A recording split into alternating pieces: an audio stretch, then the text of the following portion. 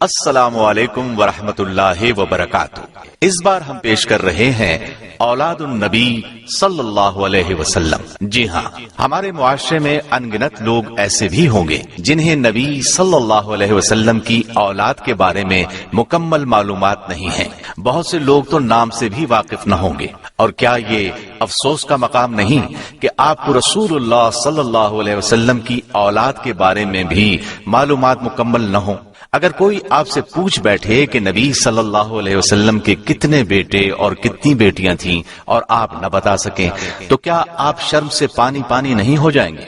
اس سے یہ کہیں بہتر ہے کہ آپ کو اولاد النبی صلی اللہ علیہ وسلم کے بارے میں سیر حاصل معلومات ہوں، تاکہ ایسا وقت آنے پر آپ مکمل اعتماد کے ساتھ مخاطب کو جواب دے سکیں۔ تو آئیے سنتے ہیں اولاد النبی صلی اللہ علیہ وسلم۔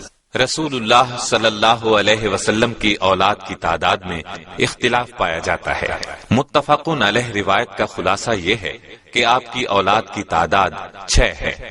قاسم، ابراہیم، زینب، رقیہ، ام کلثوم اور فاطمہ رضی اللہ عنہم۔ لیکن معروف سیرت نگار ابن اسحاق نے 2 اور صاحبزادوں کا بھی نام لیا ہے، طاہر اور طیب۔ ایک قول یہ ہے کہ اعلان نبوت کے بعد آپ کے ہاں عبداللہ پیدا ہوئے، انہیں طیب و طاہر کا نام دیا گیا۔ لیکن ایک قول یہ ہے کہ طیب و طاہر عبداللہ کے علاوہ تھے۔ بعض سیرت نگاروں نے مطیب اور مطہر نامی 2 بیٹوں کا بھی ذکر کیا ہے۔ بہرحال اس بارے میں تمام اقوال کو جمع کرنے سے یہ معلوم ہوتا ہے کہ آپ کی اولاد کی تعداد 11 ہے، جن میں سے 7 صاحبزادے تھے اور 4 صاحبزادیاں تھیں۔ صاحبزادیوں کی تعداد میں کسی قسم کا اختلاف نہیں ہے۔ تمام صاحبزادیوں نے اسلام کا زمانہ پایا اور ہجرت سے بھی مشرف ہوئیں۔ البتہ صاحبزادوں کی تعداد میں اختلاف پایا جاتا ہے۔ مجموعی تعداد 7 تک پہنچتی ہے، جن میں سے قاسم اور ابراہیم پر تمام راویوں کا اتفاق پایا جاتا ہے۔ ہم صرف انہی کے حالات بیان کرتے ہیں۔ رسول اللہ صلی اللہ علیہ وسلم کے سب سے بڑے بیٹے قاسم تھے، لہٰذا ہم انہی کے حال، احوال اور واقعات سے ابتدا کرتے ہیں۔ اعلان نبوت سے پہلے نبی اکرم صلی اللہ علیہ وسلم نے سیدہ خدیجہ الکبریٰ رضی اللہ عنہا سے نکاح فرمایا۔ ان کے بطن سے سب سے پہلے آپ کے ہاں قاسم پیدا ہوئے، جو نبوت سے 11 برس پہلے پیدا ہوئے۔ انہی کے نام کی مناسبت سے آپ کی کنیت ابو القاسم تھی۔ آپ اس کنیت کو بہت پسند فرماتے تھے۔ صحابہ کرام رضی اللہ عنہم بھی عموماً آپ کو ابو القاسم ہی کہتے تھے۔ ایک دن نبی صلی اللہ علیہ وسلم بازار سے گزر رہے تھے کہ پیچھے سے کسی نے یا ابو القاسم کہہ کر آواز دی۔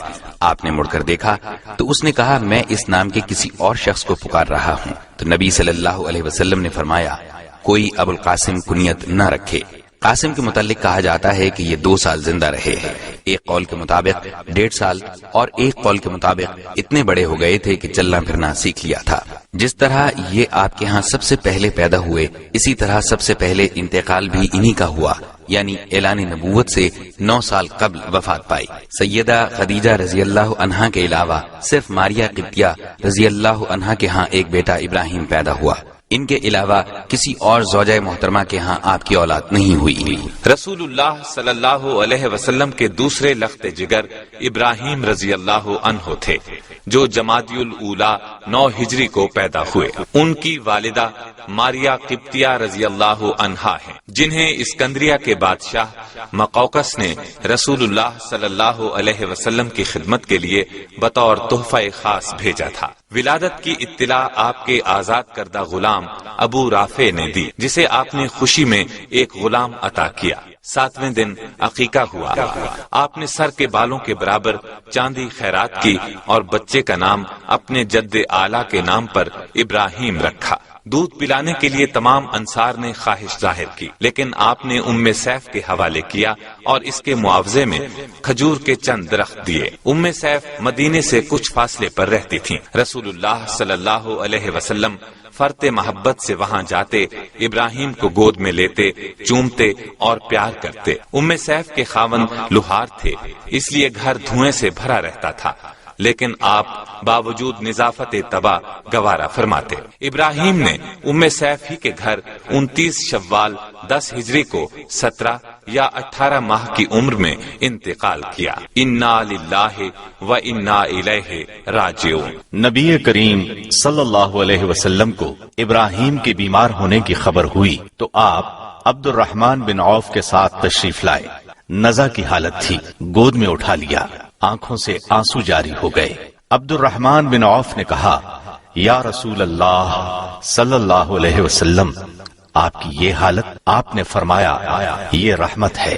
رسول اللہ صلی اللہ علیہ وسلم کو اپنے لخت جگر ابراہیم کی وفات کا بہت صدمہ پہنچا۔ اس موقع پر آپ نے بھیگی آنکھوں کے ساتھ فرمایا، آنکھوں میں آنسو ہیں اور دل میں غم ہے، اس کے باوجود ہم زبان سے وہی کلمات ادا کریں گے جن سے ہمارا رب راضی ہو۔ نیز آپ نے فرمایا، بے شک ابراہیم کے لیے جنت میں 2 دودھ پلانے والیاں ہیں جو اس کی رضاعت مکمل کریں گی۔ اہل عرب کا خیال تھا کہ جب کوئی بڑا شخص مر جاتا ہے تو سورج اور چاند میں گہن لگ جاتا ہے۔ اتفاق سے جس روز ابراہیم رضی اللہ عنہ نے وفات پائی، سورج میں گہن لگ گیا۔ لوگوں میں مشہور ہو گیا کہ یہ ان کی موت کا اثر ہے۔ نبی صلی اللہ علیہ وسلم کو معلوم ہوا تو آپ نے فرمایا، سورج اور چاند اللہ کی نشانیوں میں سے ہیں، کسی کی موت اور پیدائش کی وجہ سے ان میں گہن نہیں لگتا۔ رسول اللہ صلی اللہ علیہ وسلم نے اپنے لخت جگر ابراہیم کی خود نماز جنازہ پڑھائی اور عثمان بن مظعون رضی اللہ عنہ کی قبر کے متصل دفن کیا۔ قبر میں فضل بن عباس اور اسامہ رضی اللہ عنہما نے اتارا۔ آپ قبر کے کنارے پر کھڑے تھے۔